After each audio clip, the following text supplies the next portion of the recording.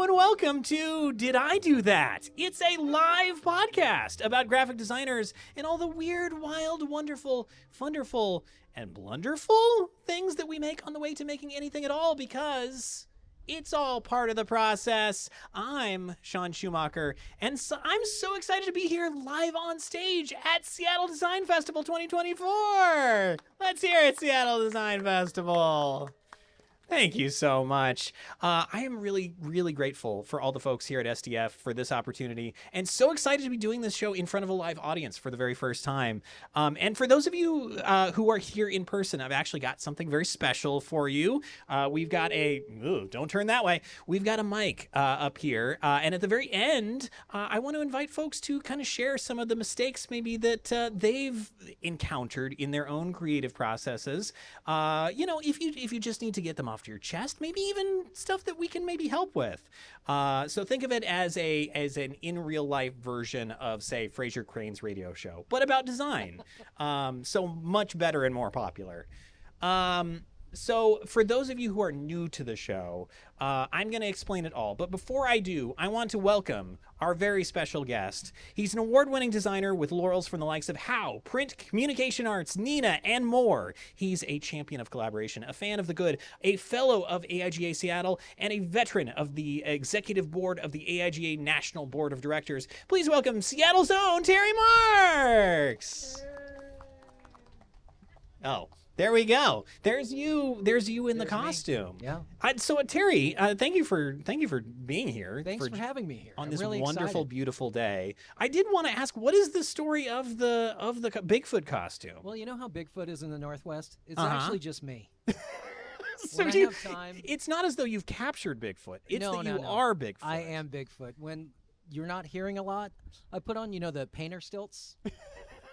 And put on this costume with a head on. I'm about 7'2". Wow. Yeah, and so then we get some fur. I have a shop down in town that sells trinkets with Bigfoot paraphernalia, and So then we get to sell more. And that's really you basically single-handedly have created a circular Bigfoot market here. Well, it's funny you say Pacific circular. Is Northwest. that a referendum on my fitness, or no? It's funny about. I'd be one to talk at this stage. No, we're doing work for the Russell Company, and they want to do something about myths. And one of the myths they want to dispel was around investment and investment funds. And so we leaned heavy into myths. We wrote and produced 3 pieces, and the kind of the flagship one was Bigfoot. And so I thought, wow, I'm going to have to buy a gorilla costume and doctor it so it looks like Bigfoot. And somehow I found this Bigfoot costume. Well, it cost a lot, but it's gorgeous. And we remembered, me and the cinematographer, that we have a Bigfoot costume, and I kept getting asked for headshots, and I hate just giving a regular headshot. So we climbed into Discovery Park and walked through, and now we're doing all these weird urban portraits with Bigfoot. It's really fun. Well, the great thing too is, then you can write off that Bigfoot costume again and again every time you use it. It's a new work expense. You should be my accountant. I didn't even think of that. Do not take accounting advice from me, please. Whatever you do, I have been audited. I could. Well, but that's also so funny because we were talking about cosplay before the kind of live part of this show. And yours is Sailor Moon, is that right? Well, I one of the other sailors, I think Sailor Jupiter. They're all different planets. Sailor Moon fans, right in. But like, I would think that's got to be where the real origin of that costume is from. Oh, There's I'm got to be a certain. Bigfoot cosplay community. Oh, so are you thinking that Bigfoot's not real? Is that what I hear you positing? Well, into the world? maybe he's real, but maybe there's also just an extremely excited fan base that's out there just trying to like show off that they really love mainly Bigfoot's older stuff, but like his early work. Exactly. Before the Netflix reboot, before before his the live album. action stuff, like Yeah. the true anime version of Bigfoot is what they're really into. No, I just love that it exists. There's something wonderful about it. It really, really is great. I mean it. I kind of dig it. It's truly a beautiful costume and such an amazing visual up there. Especially when the person wearing it is 5'7". Not that big foot. I think there's something funny there. So the camera adds 12 inches. We actually did a photo shoot where I was wearing the costume, and I went into a waxing salon. Oh no! And the girls were like, get another bucket. We need everybody. It's like, no, I just want to sit in the lobby. Oh, okay, yeah. You got your next month figured out there. Yeah. So now, for the folks out there who don't know what this show is about, and how could you, based on what we've already talked about? It would be impressive if you'd figured it out. I did promise you an explanation. Now, there are a lot of ways I could introduce this show to you, but in thinking about it, I think there is a through line that explains both my core view of what it's like to be a designer and what this show is about. No matter how good you think you are right now, no matter what your look is or how tuned in you are to whatever the design scene is at the moment, you will grow to regret this. But it's true. Making mistakes just kind of comes with the territory. To get better, you kind of naturally throw off your past self and their tastes and their choices. You throw them under the bus a little bit, you might say. Culture changes. And so do you. And that's true whether you're a designer or not. It's not a bad thing. It just means you literally grow past what that self could do. I want to angle this a little bit so you can enjoy this incredible portrait that I'm about to reveal to people. So this is a great example of that. This is me. I'm Sean. Hi. Circa 2006, in my first term at the University of Nevada, Reno, a school I dropped out of after 1 week. And what a look I'm rocking here. I really thought that I looked super emo, but really what I looked is super emo Phillips. Thank you. But I think that's also kind of like what we do on each one of these episodes. I sit down with a guest like Terry here, and I talk through our foibles, usually around making things that get called graphic design, and what that practice is like to do for a living, but also lots of other things too. And it can be a vulnerable thing to do at all, to talk about this stuff, let alone to do so on stage. So I wanted to take advantage of this live show where you can actually see stuff to show some vulnerability of my own. I've been working in design for almost 2 decades now. And in addition to making nearly $3,000 from my design practice over that time, I've actually made a lot of bad work. From this trip itinerary that is both difficult to discern and hyper detailed, so much so that I'm amazed the people traveling with me didn't drop out of the trip immediately upon seeing it, to this illustration that proves I can neither draw a convincing rectangle nor a convincing ground for that rectangle to sit on. Or even to this website, candy-coated in the beloved look and feel of Windows Vista. What could make you feel safer than malware-ridden abandonware? Sorry, any Microsoft employees in the audience. I know this is sort of your hometown, and I'm making fun of Vista on your turf.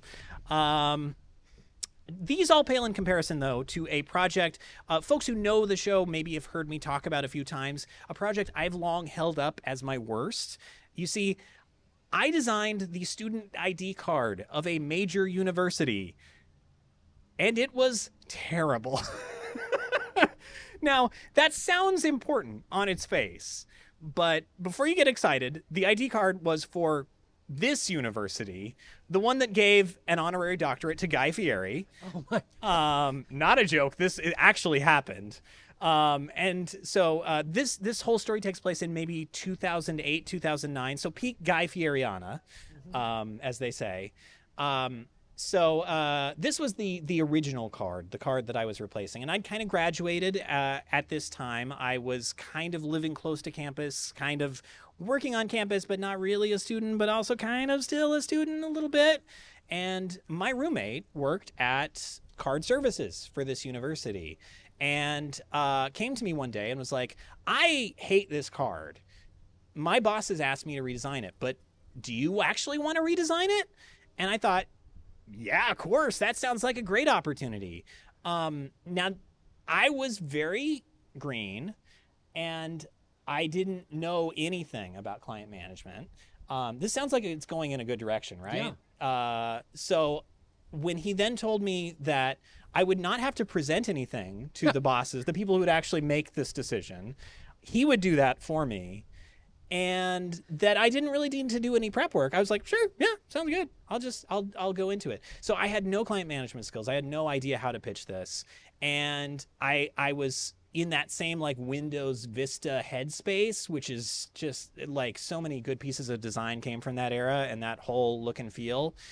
So I came up with these two design directions that are basically identical and basically just if toast was a design, that's what these look like. And I'm going to show you in a minute. I can't wait. They're almost identical. But right before, the night before, also a testament to my not knowing how to deal with designers, I'm talking to my roommate and he's like, yeah, those are good. But what if you had a third one? A one to make the other two look good. This is always the kiss of death. Terry knows what's up. So we sat down and we thought, well, let's make an ugly one, right? You know, why don't we take all the things that they're going to think they want and we just like put them all together, and when they are all together, they're going to look really ugly and stupid. And then they'll make the other two directions look better by comparison. So we spent like an hour that night making what we called the laser card. And in my memory, it was very ugly. And then the next day, my roommate went to his bosses and pitched it. You'll never guess which one they liked. Can anyone have any ideas, Terry? Laser. What? Laser. Yeah, actually, it was the laser card. They loved the laser card. Now, I had not seen this design in 15 years. I actually thought I'd lost all the copies of it. But I was going through some old hard drives before I came up here, and I actually found all three pitches. So I want to show them to you right now. So get ready. Here's direction A. Anyone thrilled by this? No? Because it looks like nothing. It looks just like sort of, milk toast. It looks like a Bank of America card that has a interest rate above 30% on it. Yeah, it sure does. Well, if that one doesn't light your fire, let me try direction 2. Whoa! So Logo's on the other side now. Crazy. I'm also going back to these. I'm like loving my like horrifying like weird lowercase letters the same height as uppercase letters business that I'm doing there at the end, but then D doesn't follow that rule, so it's just a mess.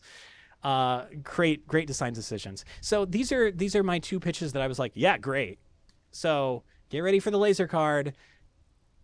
Oh, can I tell you, when I looked at this design, I actually kind of liked it.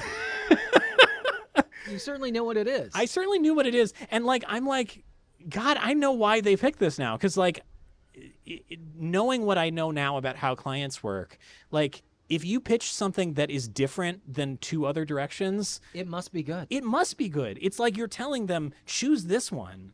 And this one is also full of catnip for things that they're going to love. Like logo, very big.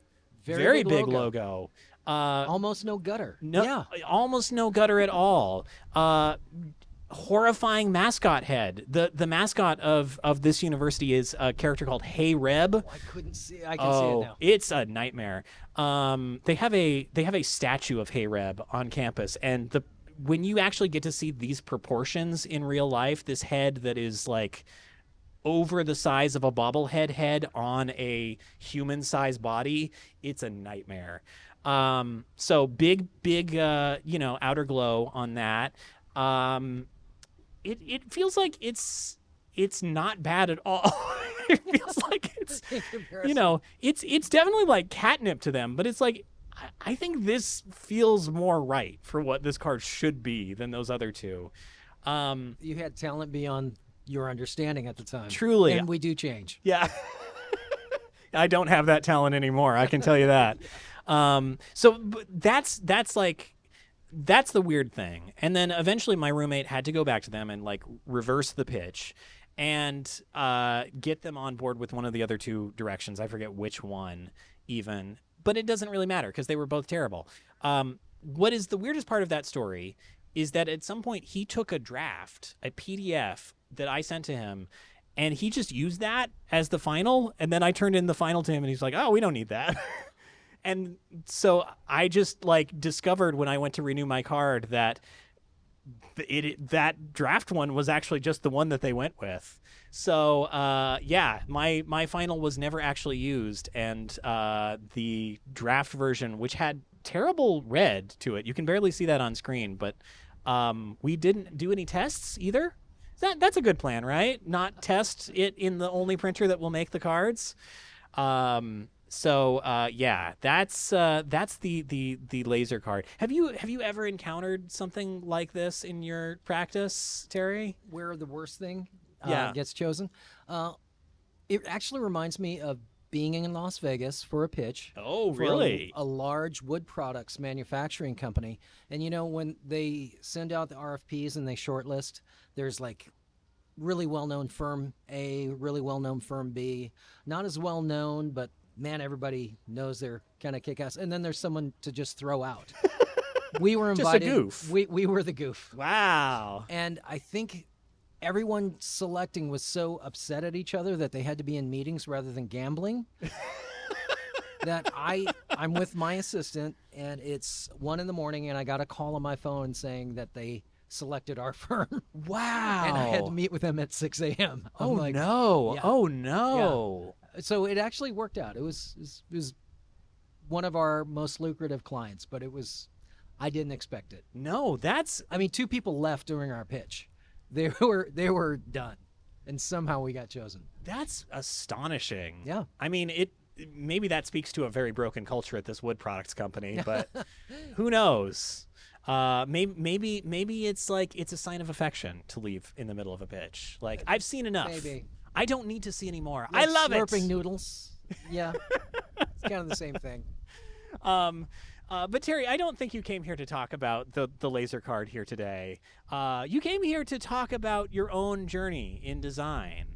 And we actually had a little kind of pre-interview. You were talking about you actually have an interesting trajectory in. You kind of started as somebody who was like interested in comics illustration. Oh yeah, as a kid, there's always the kid down the street who has stuff that you don't have, and his mother worked at one of those places where when magazines get returned, they tear the name off the top. Oh sure. And they could take them. And I saw a Batman comic. He gave me one, and Neil Adams drew it, and Dick Giordano did the inking. I remember it, and it blew my mind. I'd never seen it. It just completely changed how I saw the world. I wanted to be a comic book artist forever. Just that moment was just the snap. Oh, as it was like, huge. And you had really like no artistic ambitions as a kid before that? Well, I'm the weirdo kid. I can remember drawings I did in kindergarten. I was... but I get that too. Yeah, like, I was the kid who got to make the animals for the felt board because I could make them vaguely look like an actual animal. And so I just had that from a young age. I didn't know what to do with it. I was always making stuff. yeah. Well, I think it's hard. It's hard to, when you're a kid, like figure out the place that any of that kind of stuff can go. But like I can also understand why that's such a revelation to be like, oh, there's like, if you know how to draw, you can get into this industry, and then like they just make the stuff. Yeah, it blew my mind. Just like design. Yeah. The reason I leaned into design is because I thought I was going to go into public relations because really? I started out in pre-med. Because this is interesting. So I went yeah, to this that's- university, and I didn't study art in high school, but I took one senior studio because I love to draw. Yeah. And I thought, well, I'll go to that small liberal arts college because 1, I think I can walk on the football team. 2, they have a great art department and everything else. And I met with my counselor, and he was really bored with me. And he's just, why are you here? It's like, well, I'm interested. He goes, no. What do you want to major in? And I had no idea. Well, what do you want to do with your life? And the words that fell out of my mouth were commercial art because I didn't know what to call it. And he goes, oh, God, 1, not art. 2, those people starve. Whoa. So the next day I was pre-med. And that's wild. Yeah, but I took art classes all the way through. And as a PR student, you have to be like the Pear Commission and do brochures and a pitch and all this. So it's like I got all the art and stuff. So I would just do that. Yeah. And one of the guys in my class said, have you thought about graphic design? I'm like, what's that? And he goes, oh, and I was in the library and I saw Communication Arts magazine, if anyone's seen it. Oh, yeah. And I couldn't study because there's always 10,000 degrees in there. And I was looking at this thing. Like, I was shocked. It was the advertising annual, the design annual, the illustration annual. Yeah. And these were the magazines that cost like $40, $50 a pop. Really expensive and really kind of hard to get, too. Hard to get, especially as a college kid. Yeah. And you couldn't check them out. So I was that terrible, terrible kid who stuffed them all in my backpack, walked up to the sensor things, threw it outside the sensor to the main door. It hit it. I walked through, picked up my bag, and left. I mean, I know the publishers now, so that maybe they won't be mad at me, but I went home, grabbed an X-Acto knife, and I cut out all the cool stuff, and I posted all over my room, and then returned the magazines. You're some librarian's worst nightmare. Yeah, I was a bad man. I hopefully we're outside of the statute of limitations. Well, with or what I paid for my libertarians. liberal arts education, I hope they're okay with it. Yeah. So, but that's like you are, even though you're doing like public relations stuff, like you are like still like keeping this alive in your heart. Well, I took one graphic design class as an audit. Yeah. And I didn't study it, but I got recommended for an internship at a design studio in town. From the one class. Yeah, and then they offered me a job before I graduated. And I thought, I know nothing about this. I've made one like layout. And I thought, I have to take the chance. I thought I was going to move to Japan and teach English for a year or two. And I ended up doing that. That's pretty huge. Look, where were you at this point? Because we were talking about I was in Tacoma, and it was a small firm in Tacoma, Washington. Wow. Yeah. So, what did you end up doing while you were at that internship? I was so hungry. Well, I played football for way too long for someone of my height. I know, you see me, and I'm an imposing figure at 5'7". And so, of course, I was an offensive lineman. Yeah. And I was so glad to be done with football. Not that I didn't like it, but I had time for other stuff. And so I was so hungry to make stuff. I was always drawing. It's like, you have a business. Do you need anything? I was just doing it for free. And I would leave work, and after everyone left, I'd come back, and I would be there till midnight just making stuff, using the photostat machine and the color copiers. I was just so hungry to do stuff. I was there for about a year, and then I ended up working for the Pierce County Chamber of Commerce as their publications manager. And then I moved to Seattle. Did anyone, while you were doing those, like, because I feel like that's always the sign of like somebody who's really hungry to like do creative stuff, is like you are actually putting in more hours than you need to. Oh, yeah. Like, I'm sure this was not like a 40-hour-a-week internship even. Oh, no. Well, this is after I got hired. Oh. And, I mean, I was so bored there. I didn't have enough work. The person sitting next to me was supposed to be doing a logo for this local water company. And I finished my lunch, and I looked at what they were doing. I got out a sheet of paper, and I drew this logo. And I took it to the boss and said, this is not my job, but just an idea. And they go, oh, that's it. And so the other person was really pissed at me. And I was in a store the other day, and they're still using the logo. It's like, wow, that's my first professional logo. Yeah. So you, and it's bad. Well, but you think of how bad the other person's options must have been. That was oh, they hate me. That was instantly chosen. That's fascinating. So you actually kind of swooped in and got that gig. It just shows up. Like we were talking earlier, I think the best things in life often blindside you. Yeah. And you lean in because you think, oh, maybe this good thing will happen. But if you lean in, sometimes a lot more good things happen. Yeah. And so I think I'm the recipient of a lot of that.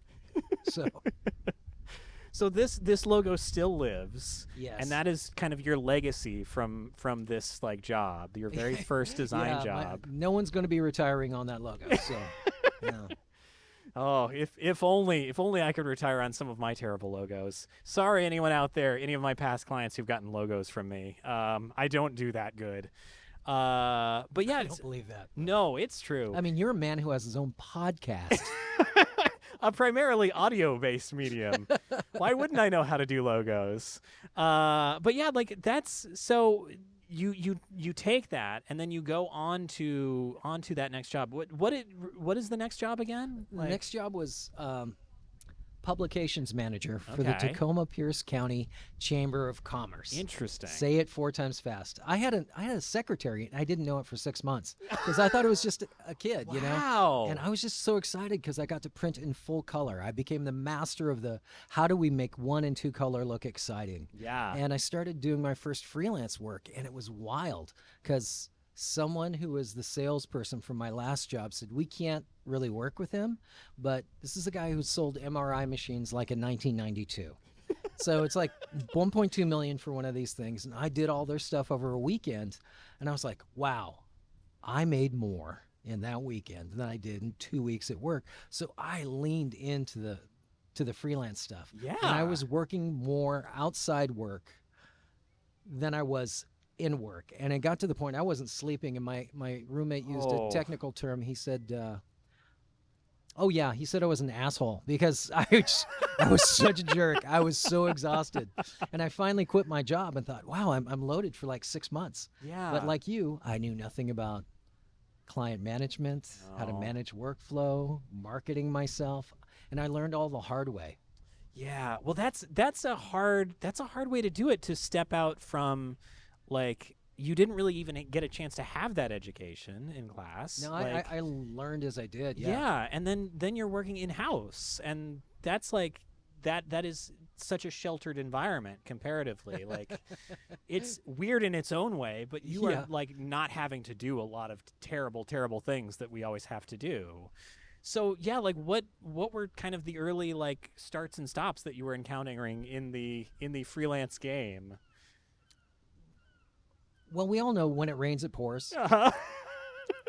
And if you have things lined up, you can say, well, we're booked at this point, and you try to sequence thing, but they all coalesce into the like same 3 hours. Everything needs to be done. Always. What is that effect? What is it? It's trying to get you Why to does take a job everything elsewhere. need to be on September 18th? Why? No, there's some truth there. I had to learn, and I thought this is the only time I can really do this. I was single, I didn't have a mortgage. Now, were you ready to mingle though? No? Always, but I'm generally shy and somewhat reticent. So So reticent to mingle. yeah, But you had the mortgage though, so that's pretty no, good. I had no mortgage. So Oh. like the first thing I did after that first freelance job, it's what any responsible person would do. I went to Mexico for 2 weeks and came back and said, I need to make some more of that sweet freelance Oh, yeah. money. Oh, 'cause yeah. that was fast and hard. That was great. Yeah. Yeah, and it disappears quick when you go on a trip right away. Mm-hmm. So yeah, like where do you end up like going to look for clients? Like Well, how does this work? We were for talking you? earlier. I have a friend who does executive sales development, and he's always talking about the habits of a good salesperson, and everything he says is true. Any great sales process I've gone through, he has coached me on. Yeah. The guy is brilliant, but he says you have to cold call. You have to make it a practice. You have to target clients and, let them know you're interested, be top of mind. And as I told Sean earlier, every great client I've ever had has been because someone said, you got to talk to him. Yeah. Yeah, it's so true. It's so true. It's the thing of like how much of this field occurs just from handshakes, and somebody who knows somebody is astonishing. Like, Can I share a story? please. One of the biggest clients we're working with, a really great client. They would have never found me otherwise, but someone who knows the director of this one segment I've known for a number of years, he calls and says, hey, can I give your name to somebody?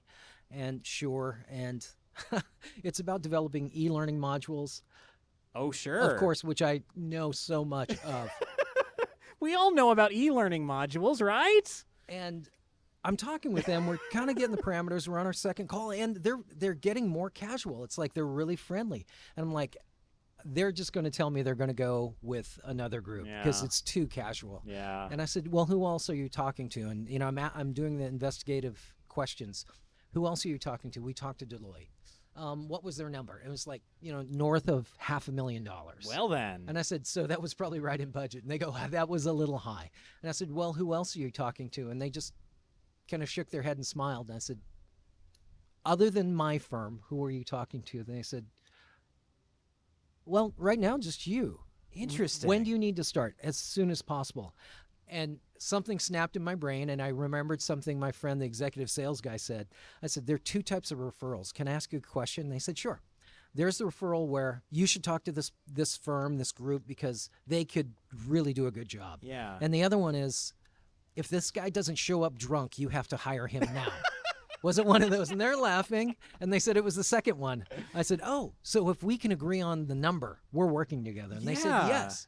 And thank God it worked out. Well, I think that's also like so fast. Like now that I've done this long enough, like the whole idea that they would tell you the other firm's number is such a hint of like, Well- you know now where you can't go. Well, you talked about not knowing the client process and all that stuff. I've been emboldened by people like my friend just to ask every question. And Yeah. that not only helps in that portion of it, but when you're getting to the real work and trying to investigate, what are we trying to solve here?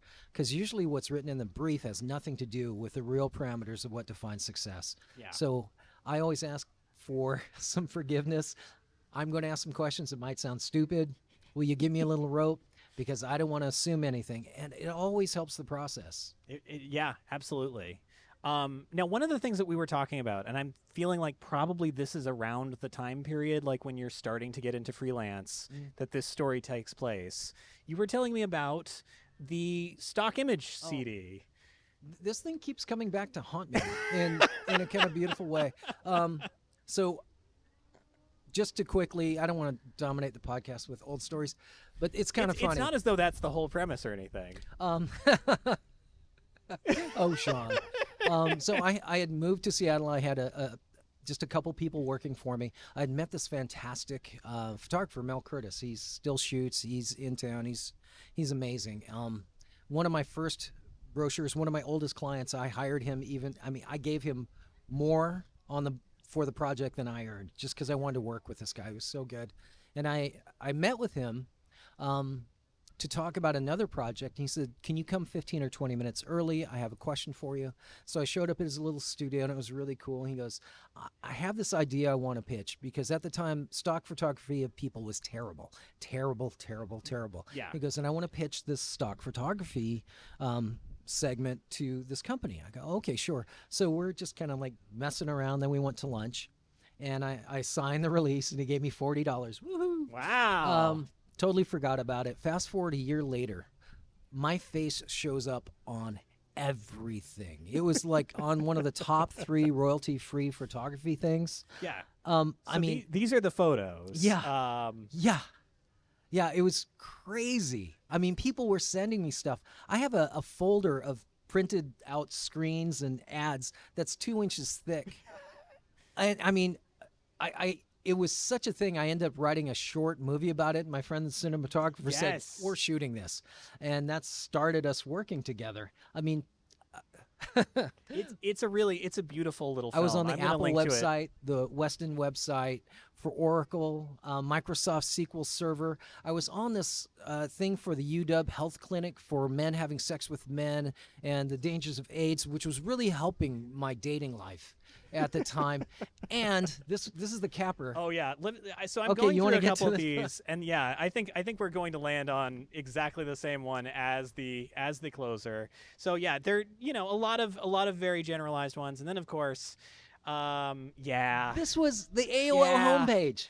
Impotence prevention. My face, and it says senior health info. I was 30. I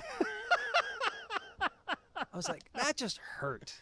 That just hurt. It is rough. But I did make $40. Well, that's why you don't just sign releases. Ask if you can get some royalties from these royalty-free stock images. Nobody expected anything to happen. Does anyone know Design Taxi, that blog? I do. Back in its nascent time, they actually, I think How Magazine ran something, so they ended up contacting me and ran the story because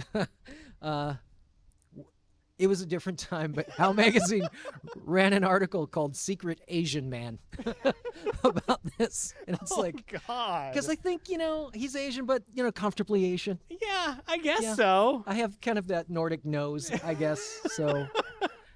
But secret because the stock images are unknowable? I don't know.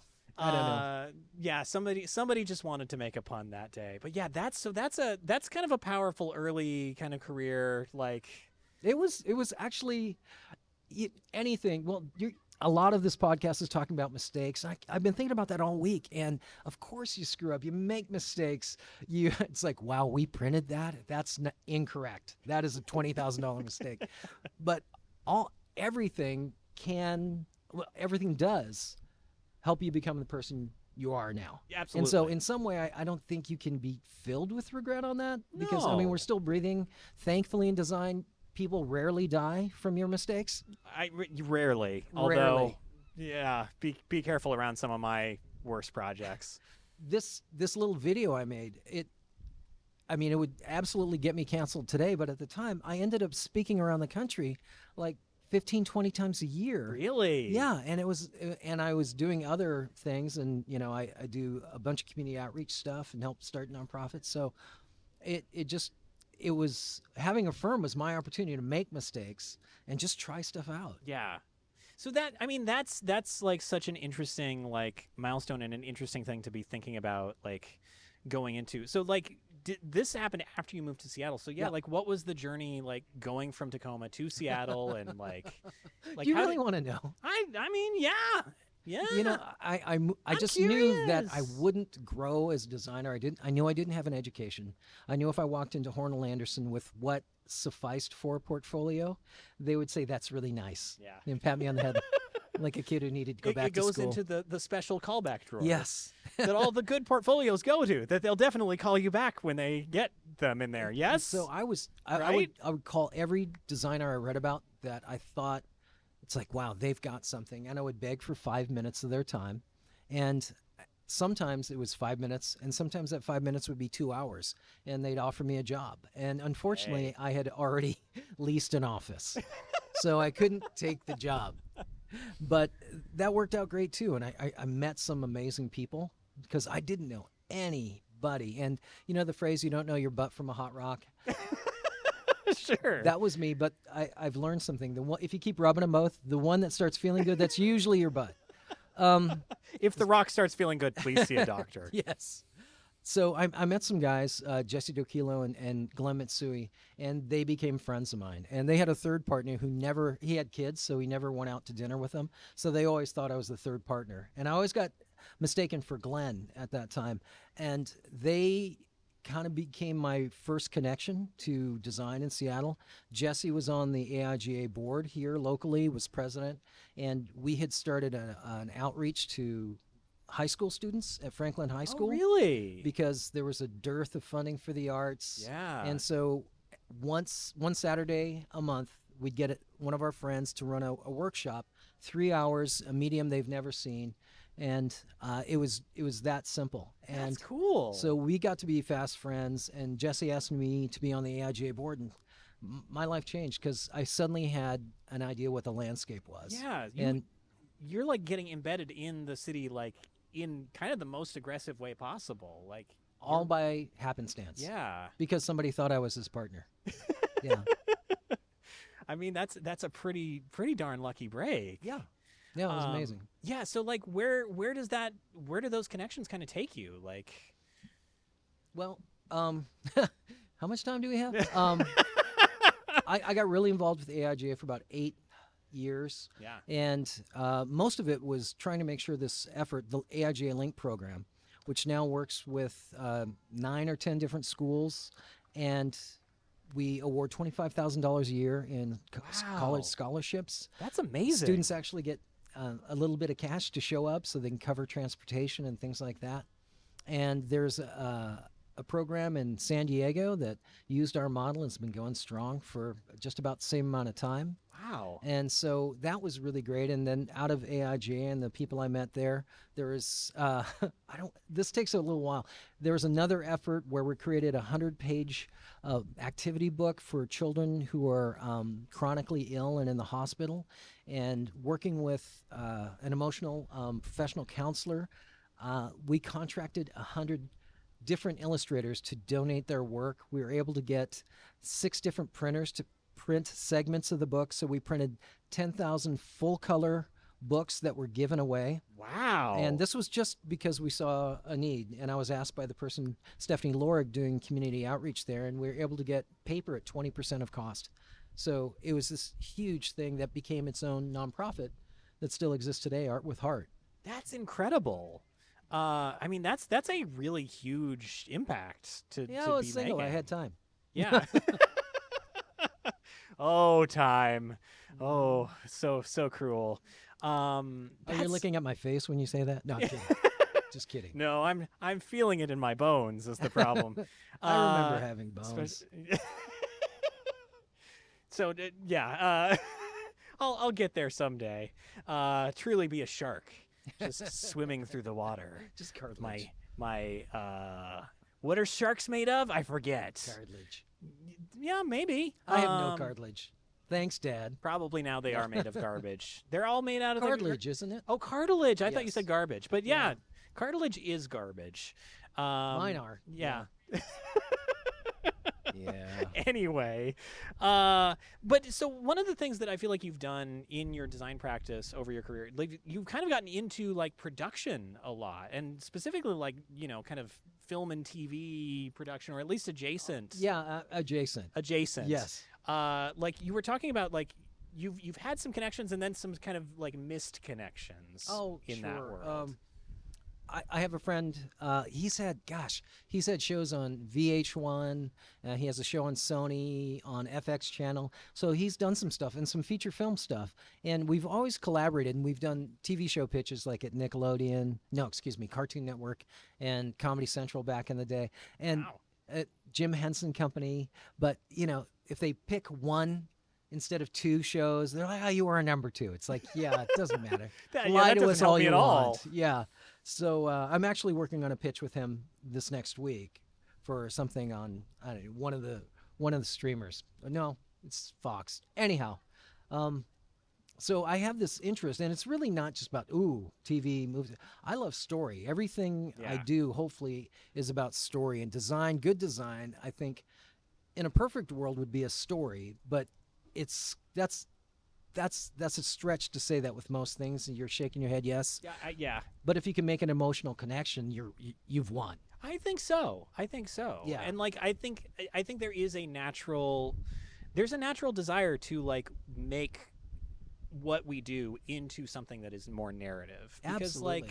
like it feels like going from just purely operating in subtext to operating in text, and like, well, what you said narrative, and a great story has a character arc. That means there's change, and people talk about design or other things being persuasion sometimes, or communication, and you can't get someone from A to B without some sort of character arc, and you can't do it with just by something pretty. You can certainly grab attention, but I gave you a copy of the book Mr. Crumbly Dreams of Tiger. Yes. It's probably one of the things I'm most proud of because I wrote and illustrated it, and I got contacted by, I don't want to say their name because I don't want to be the name dropper.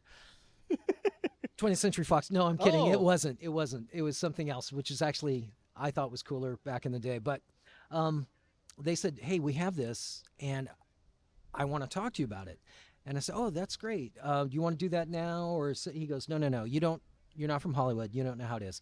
You sent me something. I got it yesterday. I'm calling you today. What usually happens is you send me something 3 times. You don't hear from me from 3 weeks. You try to contact me, and I never contact you back.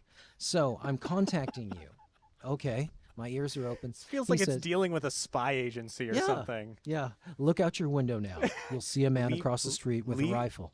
Leave the briefcase with the work in it next to the park bench. Walk away. But as you do, put your finger to the left of your nose and wipe. My left hand hurts. So he said, we really love the story. We're going to try something where we publish some things and maybe take some things into production for motion for a show. Wow. And I said, that sounds fantastic. And he goes, we were thinking it's called Mr. Crumbly. Can they be a child? Can they have some friends? Can the friends be X, Y, and Z? And I was like, and at the time I don't know what possessed me. I said, I kind of like it the way it is.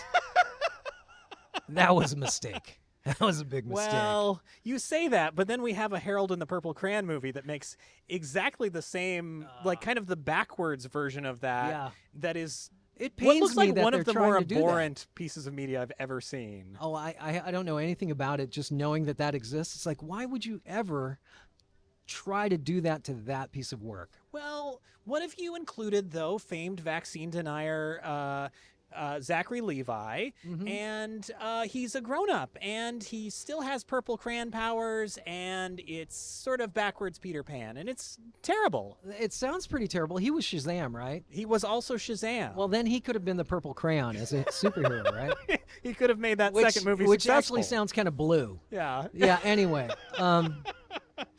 Well, we were talking earlier about good band names, and yeah, Purple Crayon still. I would listen to them play, absolutely. Achilles Speaking of band Olympian, names, hit him up. I have two good ones. One's not mine. I was telling Sean this earlier. My friend Dan, who's the TV guy, Dan Merchant, he used to call people in the Rocket, the music magazine, because they would have advertisements in the classifieds, and it would say, super serious metal band seeks kick-ass drummer, and they would leave their number. And he was not a musician, but he would do this like live on camera and say, "Hey, is Jimmy home?" It's like, "Oh, no, are you Jimmy's mom?" Okay. Well, I'm not a kick-ass drummer, but I have a band name for him. And so we just leave all these stupid names, and the only one I remember is Thrash Compactor, which I thought was brilliant. And I think the only band name I am proud of that I thought of, I actually wrote it down. It might be terrible, is Shame Finger, which I think is a great band name. To be clear, you mean the Yeah, thing, like the when thing you're where a you're kid, brushing the finger. like all the other kids, because I did something terrible that Matt Groening would write about in Life in Hell. Yeah. And we'll keep our heads on our desks till the nasty little boy who defecated in the urinal comes forward. Oh, God. Oh, the cleanup on that. So rough. I'm so sorry. Yeah. I said urinal. Yeah, we can't work blue.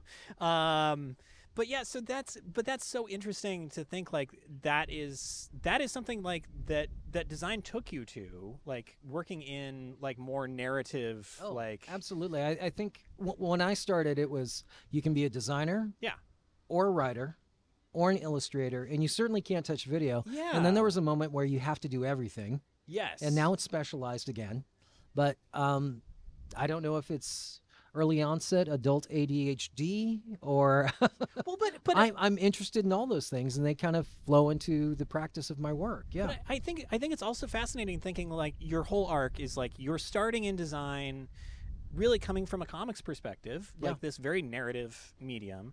And then you end up kind of in the PR track where you're doing the writing side, and now like you're doing something that kind of combines all of those things together. A lot of my clients don't know that we actually don't have a writer on staff, because I just rewrite everything and send it to my editor, who's actually a person, and they fix it.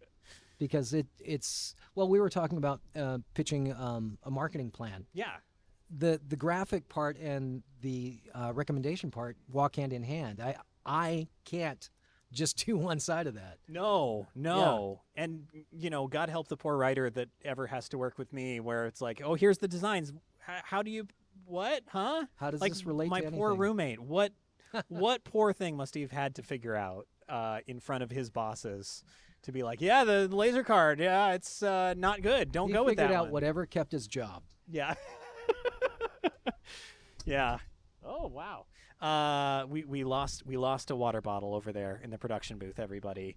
So I think we're getting towards the end here. I did want to invite folks if there are any design Of the many confessions. throngs waiting. Are many throngs. Now, please walk kindly and don't elbow each other. Do you have any design confessions for us? All right, let me get the microphone for you. Oh, thank you so much. Oh, by the way, Sean, thank you for naming my podcast, Design Confessions. I'm going to use that. Please, let me advance to the right slide. There we go. So yeah, design confession. So do you want to introduce yourself for the folks at home who might not know you? Sure. I'm Max Miller. Hi, Max. Former student. I am the designer. Oh yeah, you may not want to stand directly in front of the speaker. I'm the graphic designer for Mainstage. That's cool. Yes. But my confession is from my time at an ad agency. It's kind of my most famous mistake. I was known for it there for some time. Oh no, one of those. It's not even bad, but it is silly. So we were working for Adidas. Adidas was partnering with some colleges and helping update some of their athletic facility branding. Mm-hmm. And this particular project was for the University of Louisville. Okay. Kentucky, I think. Sure. I mean, We never used the state name, just the Louisville. Louisville. Yeah. Why can't So- I mean like I teach at Portland State and Yeah. you went to Portland State. There's Yeah. not a state of Portland. No. So I guess schools get it together. Yeah. Maybe name yourself after your state or just do something Something else. straightforward. Yeah. And easy to spell. Exactly. So this is the problem with this thing. Oh So God. There are no. lots of decks, lots of pitch decks and assets that are going into this project, and Louisville takes a while to figure out how to spell right. So the first couple weeks, there's a lot of going back and spell checking and going back and spell checking. But at a certain point, after like week 3 on this project, You got it dialed. I've got it dialed. I can spell Yeah. Louisville. I can't spell it for you right now. But No. At the time, could type it out and know it was right. Well, that's good because I did eliminate the spelling bee portion of this That's right. talk. I'm a terrible speller. Got bumped out in But the fourth swimsuit grade. competition is still in. Oh, Oh, I good. hope you're prepared. I'm I ready. came prepared. Thank God. 2 words, Bo Rot. So I finally feel like I figured out how to spell it. The project is wrapping up sometime later. Some of the team goes to the school for the install. I don't go because I'm still have been there for maybe a year and a half at this point. I'm still very junior. I don't get You're to not travel. on the travel No. squad I yet. don't get to travel. That's a perk to come later. To the So- great city of Louisville. Right, exactly. So I am there. One of the installs is in their new athletic building, which has a 4-story tall glass atrium. Dear with Lord. these And so big the word windows. Louisville is 4 stories tall. Oh, Well, no. the word Louisville isn't 4 stories tall, but the whole graphic is 4 stories tall. Oh, Louisville no. is spelled out on it proportionally to the 4-story tall banner. So it's this multi-piece banner that's being printed, and Oh my they God. are installing it on the side that faces the highway. Oh, God, The no. story goes, I'm sitting at home on the couch doing nothing after work. I get a call from the creative director who is a little stressed out because the 4-story tall graphic has been installed Uh-huh. and the dean or the athletic director or someone high up at the school has driven by and seen it misspelled and has called somebody who has called somebody else who has called the person at the university who is the contact for the project, who has then called the producer, who has then called all the way down Who- the list. So this whole thing's bouncing around for probably a full day, maybe day and a Full half. day, yeah. Oh, So God. Finally, the call gets to me. Louisville is spelled wrong. It has been installed, and the high-up person at the school has seen it. We need to get this reprinted as fast as possible.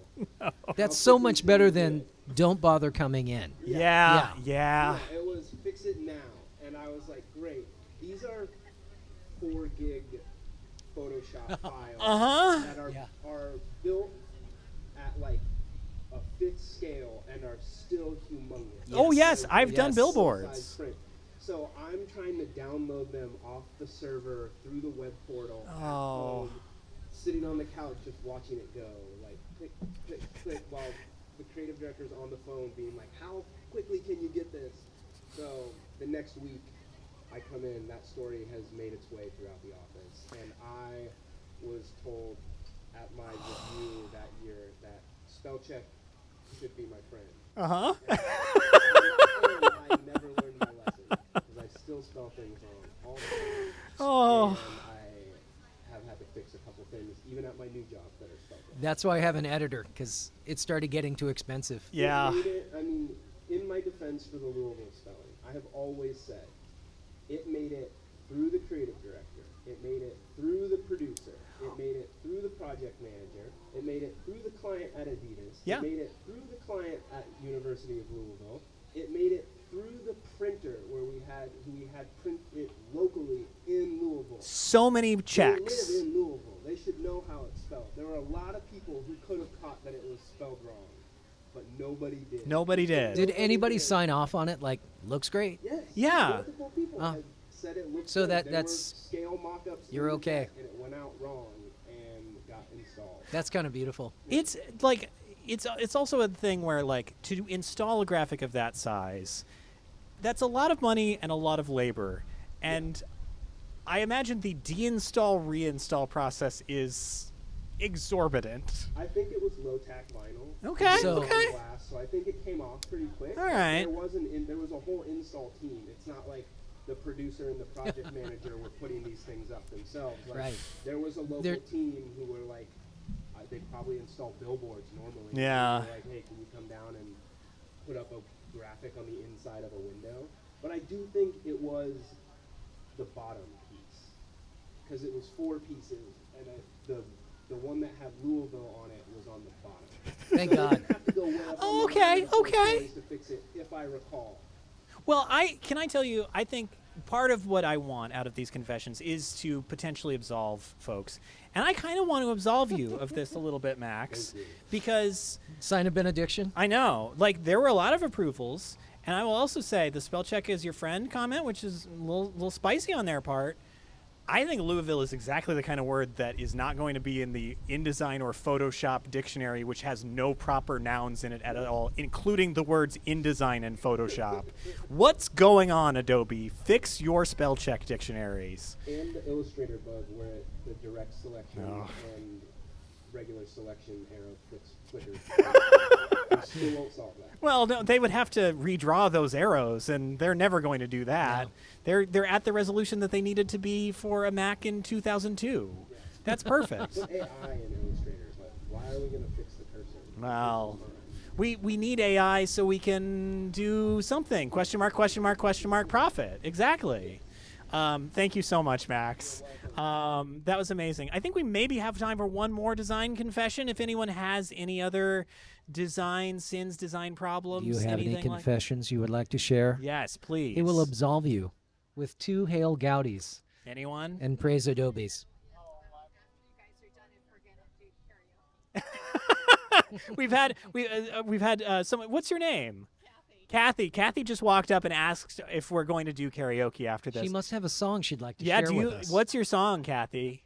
Row, row, row your boat. Actually, we have the Fireboat to Wamish over at Oh, the really? Wharf, which is just on the other side of Mohi, and it's open until 7. Cool. So free tours. Yeah. Go take advantage after this, folks, of the Fireboat tour. That's pretty cool. Thank you, Kathy. Any confessions? Any confessions? Last call. Everything's for been confessions. Perfect. Never a mistake made. Plausible deniability. I love it. Well, I think that's about all the time we have. Thank you so much for Thank being you, here, Sean. Terry. This has been fun. So incredible. If people want to find more about your work, where do they go to do that? Best place is tmarksdesign.com. Just give me a call. Get in touch with Sean. He knows everything about me. He's my agent now. I'd be happy to. I feel like that would actually be pretty lucrative. Yo, sure. Much good. more so than what I'm doing right now. Well, we'll make that happen. If people want to get a copy of your book, is that available anywhere? You know, it's not. But if you do want to get a copy of the book, Mr. Crumbly Dreams of Tiger, let me know because I'm about ready to reprint it. And I'm trying to figure out how many to print. Yes. So reach out to Terry if you want a copy, because they're beautiful books, and you're gonna love it. It's great for kids. It's great for adults. It's great for elderly relatives. It's great for dogs also. Yes, not so much cats. We don't know why. No, But cats. dogs definitely. Cats hate reading. People don't realize this. Cats hate reading. Don't ever let a cat near a book. Anyway, Okay. I guess that's what we're closing on. So thank you again so Thank much, you so Terry. much. It was fun. So I have a whole bunch of thanks here for everybody out here. Thank you to everybody who came out to Seattle Design Festival to see this show, and anyone who happens to be watching it online, because I know this is going to go up on the SDF YouTube a little while after this, and I might publish it in the feed as well. Big thanks to all the team here at SDF who made this whole thing possible. I want to thank Annalie Shum for helping to coordinate things, to Adrian Pacheco on the boards tonight. There you go. Hi, Adrian. And to Maxine, who is our volunteer, who's kind of helping get this production set up. Thank you so much, Maxine. Also, thank you to my bosses over at Portland State University for providing some travel support to make this show possible. Get down. Now, if you like this show, go ahead and subscribe to it wherever you find your podcasts by searching for the words "Did I Do That?" It might be a couple rungs below the top. The top might be all recaps of the Urkel related program, I'm in there too. But still, yeah, search for it wherever you find your podcast. If you want to make it easier on yourself, just head on over to our website, dididothat.design, a website I spent many hours laboring over, and hopefully Webflow is not going to get more expensive, and then I have to delete it and start over. Oh, well, software as a service. It's great. You can also give us a follow on at dididothat.design on Instagram. That's at dididothat.design on Instagram. Now, this has been Did I Do That? I'm Sean Schumacher, and as we always say at the close of every episode, Man ir kazas bikses. Man ir Kazakh Speakses, which means I have goats in my pants in Latvian. I have goats in my pants in Latvian. Okay, that's all we got. Bye, everybody.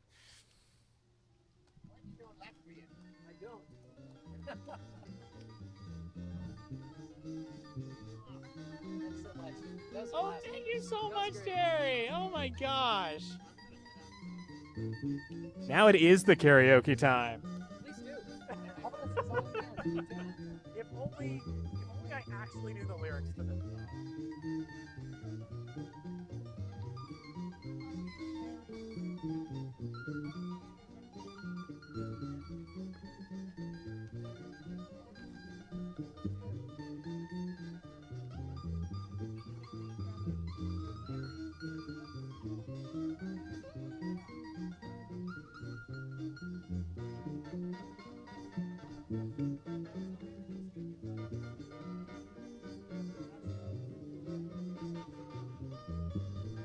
Wow, I left a lot more of this song in than I thought I could. Still gonna go.